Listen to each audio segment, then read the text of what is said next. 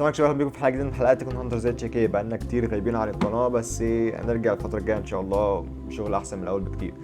فيديو النهارده اعرفك ازاي تقدر تشارك شاشه التليفون مع صاحبك، سواء كان في نفس المكان اللي انت فيه او من بلد تانية او من اي قاره بعيد عنك. المهم ان تكون انت وهو عندكم شبكه نت وعندكم البرنامجين الصغيرين اللي هنتكلم عنهم النهارده واللي هيساعدك تعمل الشرح بتاع النهارده. فلو عجبك الفيديو ما تنساش تنزل تشترك في القناه وتفعل زر الجرس ولايك للفيديو وتقول لي رايك في الكومنتات وشير على قد ما تقدر بقى عشان نوصل وننزل فيديوهات اكتر من اللي انتوا بتحبوها. فاشوفك بعد الانترو.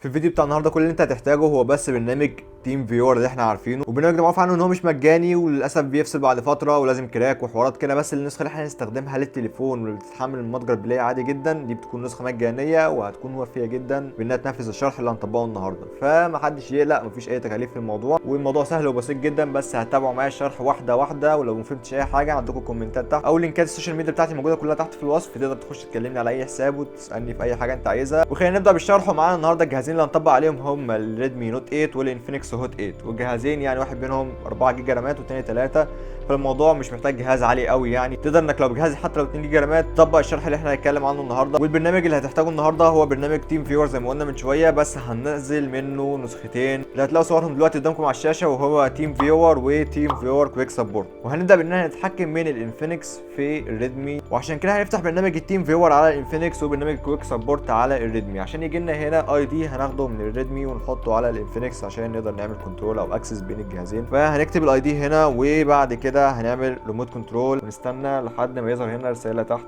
incoming connection وهنعمل allow ان احنا خلاص قبلنا الاتصال. وبعد كده يجيلك رساله يقول لك ابدا الان، ان هو يبدا عرض الشاشه. وهنلاحظ هنا فرق كواليتي باين جدا، كواليتي وحشه جدا على شاشه الانفينكس من الريدمي.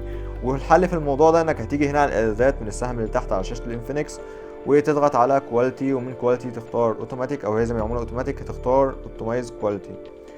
فهترجع هنا هتلاقي شاشه الانفينكس ظاهره او هتلاقي شاشه الريدمي ظاهره على تليفون الانفينكس بنفس الكواليتي، بس هتلاقي فرق بطء يعني ملحوظ بين الجهازين، وعلى حسب سرعه النت برضو اذا كنت بطيئه معاك ولا لا. فلو بطيئه هترجع تاني هنا على الاعدادات وتخليها اوبتمايز سبيد، فهيقلل الكواليتي جدا، بس هتلاحظ السبيد سريعه جدا كانك بتتحكم في التليفون ده من التليفون ده. وعيب البرنامج ده انه ما بينقلش صوت، هو بس كل اللي ينقله معاك هو الفيديو، مفيش اتصال صوت، مفيش حتى لو صاحبك شغل فيديو على الريدمي مش هيظهر معاك على شاشه الانفينكس اللي هو بيتحكم في الريدمي. بس في حاجه حلوه انك تقدر تعمل دعم فني عن طريق انك هتدي اشارات لصاحب التليفون تاني بانك مثلا تضغط على شاشه الانفينكس فتظهر على الريدمي ايد بتقول له مثلا اضغط هنا او اسحب من هنا لهنا. ويا سلام لو في اتصال صوت بينك وبينه على اي برنامج او اونلاين او باي طريقه، يعني انك توضح اكتر بالصوت مع شرح الفيديو او مع الاشارات بالفيديو بالبرنامج ده، هيكون الموضوع سلس معاك جدا.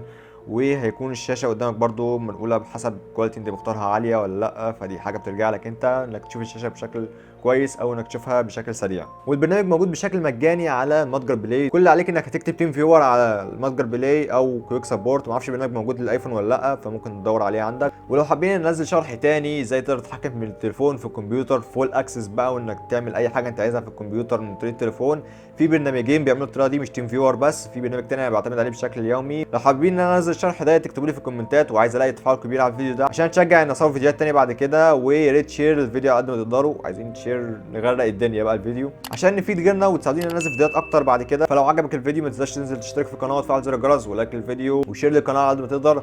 اشوفك في فيديو جديد، السلام عليكم.